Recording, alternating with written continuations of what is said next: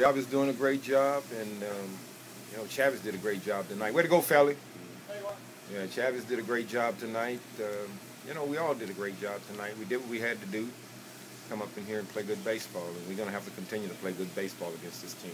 Torrealba is one of the veterans, a lot of experience. That's going to help you out. Yes, it's going to help us out, and it's already paying dividends. He got off to a slow start, but now he's starting to catch his stride. And he's starting to give us good at-bats every night. And he's starting to, got used to that heat there. So he's been doing a good job of calling pitches also. How about you? Shortstop? Elvis is Elvis. He has his ups and downs. But one thing he's a winning baseball player. And winning baseball players find ways to get it done. How about Blanco? Well, Blanco's on the DL right now. So not much to say about Blanco. He can't help us right now.